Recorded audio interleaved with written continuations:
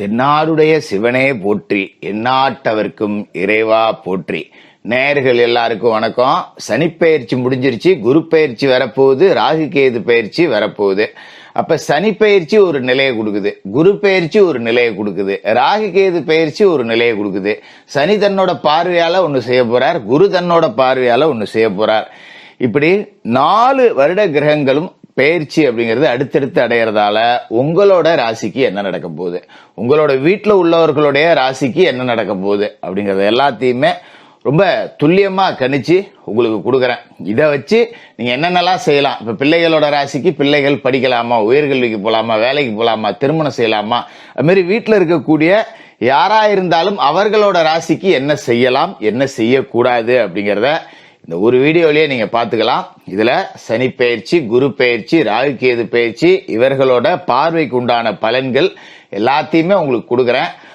எல்லாரும் எல்லாமும் பெற்று வளமோடு வாழணும். அடுத்து வரக்கூடிய ஒரு வருடம் அப்படிங்கிறது உங்க வாழ்க்கைக்கு ரொம்ப உகந்த ஒரு வருடமா இருக்கணும் அப்படின்னு சொல்லிட்டு நவ கிரகங்களையும் பிரார்த்தனை பண்ணிக்கிட்டு வீடியோக்குள்ள போவோம். மகர ராசி நேயர்களே, உங்களுக்கு இந்த விசுவாவசு வருஷம் தமிழ் புத்தாண்டு எப்படி இருக்கு அப்படின்னு பாத்தீங்கன்னா, இதுவரைக்கும் உங்களோட வாழ்க்கையில நீங்க பார்க்காத ஒரு உச்சத்தை இந்த தமிழ் புத்தாண்டு தான் உங்களுக்கு காட்ட போகுது. பிறந்த நாள்ல இருந்து, நான் பிறந்த வருஷத்துல இருந்து, அது 20 வயசு ஆச்சோ, 10 வயசு ஆச்சோ, 30 வயசு ஆச்சோ, 70 வயசு ஆச்சோ, நான் பிறந்த நாள்ல இருந்து இப்படி ஒரு நல்ல வருடத்தை பார்த்தது இல்லடா. நான் நினைச்சது பூரா நடக்குது, பரவாயில்ல, இப்படிதான்டா மனுஷனோட வாழ்க்கை இருக்கணும். இவ்வளோ கஷ்டம், ஐயோ திரும்பி பார்த்தோம்னா மகர ராசிக்காரர்கள் பட்ட கஷ்டம் நஷ்டங்கிறது ஒரு 8 வருஷமா நாய் கூட கண்ணீர் வெடிக்குன்னு சொல்லுவாங்க தெரியுங்களா, அந்த மாதிரியான வாழ்க்கை தான்.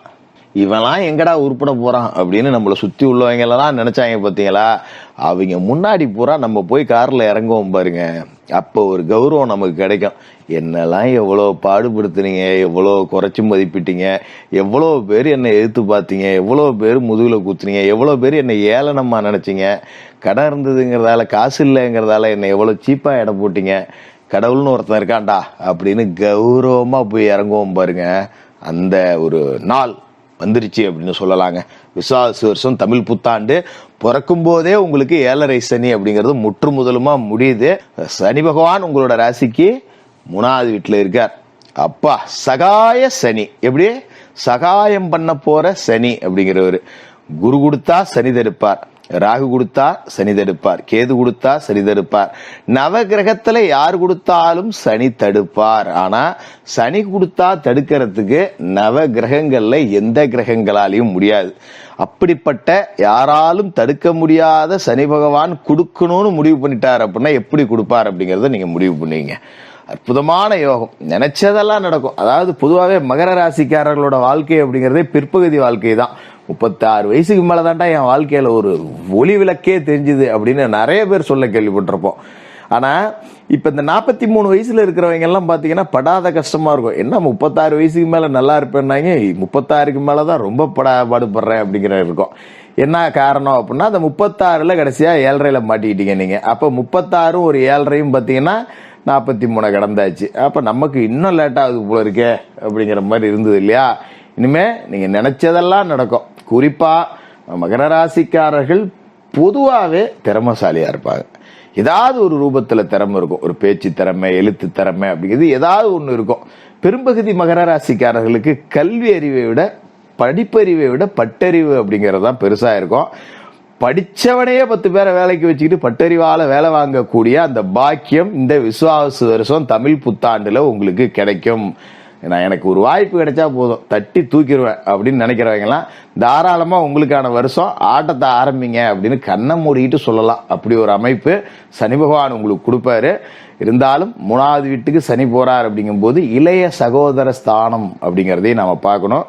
இளைய சகோதரர்களோட மன குறைபாடு, மன வேற்றுமை அப்படிங்கிறது வரலாம். அந்த ஒரு விஷயத்துல மட்டும் விட்டு கொடுத்து போங்க. சகோதரரோ சகோதரியோ இளைய சகோதரர்கள் ஸ்தானம் அப்படிங்கிறதுல மட்டும் நாம கொஞ்சம் கவனமா இருக்கணும். அதோட கண்ணை குறிக்கக்கூடிய இடம் அப்படிங்கிறது 3வது இடம். சில பேருக்கு கண்ணாடி போடக்கூடிய சூழல் வந்துடும், அதனால கவனமா இருங்க.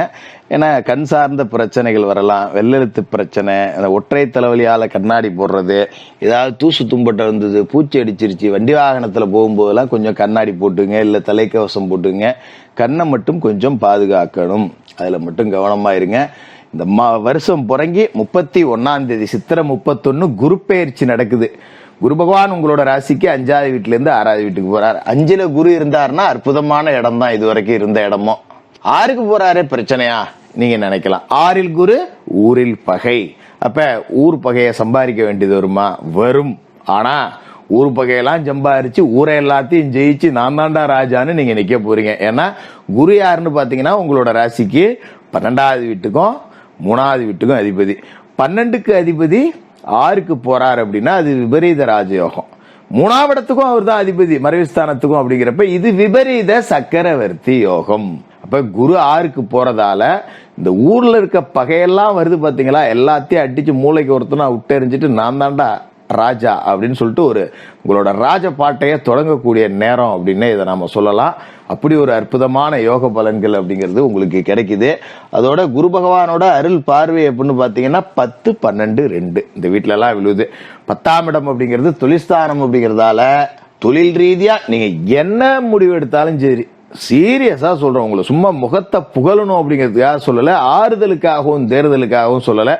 தொழில் ரீதியா கண்ணை கட்டிட்டு கடல்ல குதிச்சாலும் சரி முத்தை எடுத்துட்டு எந்திரிச்சு வந்துடலாம். அப்படி ஒரு யோகம் அப்படிங்கறத கொடுக்கும். தொழில் வளர்ச்சி உச்சத்துல இருக்கும். நீங்க என்ன தொழில் செஞ்சாலும் சரி அந்த தொழில் நீங்க தான் பெரிய ஆள். இந்த உங்களோட தொழில்ல உங்களோட பேரை சொன்னா எல்லாருக்கும் தெரியும் அப்படிங்கிற அளவுக்கு ஒரு அதி அற்புதமான வளர்ச்சி அப்படிங்கறத இந்த விஸ்வாவசு வருட குரு பெயர்ச்சி கொடுக்கும். குரு பார்வை 10ல இருக்கு, சரியா பயன்படுத்திங்க. அற்புதமான யோகம் இருக்கு. இது மாதிரி 12ஆம் இடத்துல விரயஸ்தானத்துல குரு பார்வை விழுது. அற்புதமான இந்த விபரீத சக்கரவர்த்தி யோகத்தோட 12ஆம் இடத்தை குரு பாக்குறாருன்னா பெரிய பங்களா கட்டலாம். சாதாரண வீடு இல்ல, 2 மாடி வச்சு 3 மாடி வச்சு வீடு கட்டலாம். அது மாதிரி விலை உயர்ந்த கார்கள் வாங்கலாம். வாகன யோகம் அப்படிங்கிறது சாதாரணமா வண்டி வாங்கினேன், சைக்கிள் வாங்கினேன், கார் வாங்கினெல்லாம் கிடையாது. நல்ல சொகுசு கார்கள்ல பயணிக்கக்கூடிய ஒரு யோகம் அப்படிங்கிறது கிடைக்கும். அற்புதமான யோகம். பெரிய வீடு, இடம், ஒரு பண்ணை வீடு, விவசாய நிலம், ஒரு கேணியோட ஒரு நிலம், பம்பு செட்டோட ஒரு நிலம், இப்படி நீங்க எதை வாங்கணும்னு நினைச்சாலும் அதை வாங்கக்கூடிய யோகம், அதுக்குண்டான பணம், அதுக்குண்டான வருமானம் அப்படிங்கறத எல்லாத்தையுமே 12ஆம் இட குரு பார்வை கொடுக்கும். ஏன்னா 12ங்கிறது விரயஸ்தானம். இவ்வளவு சுப விரயங்களை கொடுக்கக்கூடிய குரு 2லயும் அவரோட பார்வையை பதிக்கிறார். இது எல்லாத்துக்கும் காசையும் குருவே கொடுக்கிறாரு. குரு காசை கொடுத்துட்டு இதெல்லாம் வாங்குடா அப்படின்னு சொல்றாரு. போதாத குத்தத்துக்கு ராகு 2க்கு வராரு வைகாசி 4ஆம் தேதி. தனவாக்கு குடும்பஸ்தானத்துக்கு ராகு வராரு. தனவாக்கு குடும்பஸ்தானத்துக்கு ராகு வராருன்னா என்ன, விஷப்பாம்பு ராகுவே தனம் கொடுக்கக்கூடிய இடத்துக்கு வராருன்னா கண்ணாப்புனான காசு வரும் அப்படின்னு அர்த்தம். எங்கே இருந்து காசு இருக்கு? இன்னும் சீரியஸா சொல்ல போனா நம்ம அக்கௌண்ட்ல எப்பவுமே மினிமம் பேலன்ஸே இருக்காரு அப்படிங்கிறவங்க எல்லாம் பாத்தீங்கன்னா ஒரு 50,000 அக்கௌண்ட்ல இருக்கும். அது இருக்கும்போதே இன்னொரு 50,000 வரும். இப்படிதான் காசு பணம் அப்படிங்கிறது வரும். அந்த சந்தோஷமா செலவு பண்ணலாம். நல்ல ஒரு பணக்காரன்டா நானு அப்படின்னு நீங்க நினைக்கக்கூடிய அளவுக்கு வருமானம் அப்படிங்கிறது கிடைக்கும்.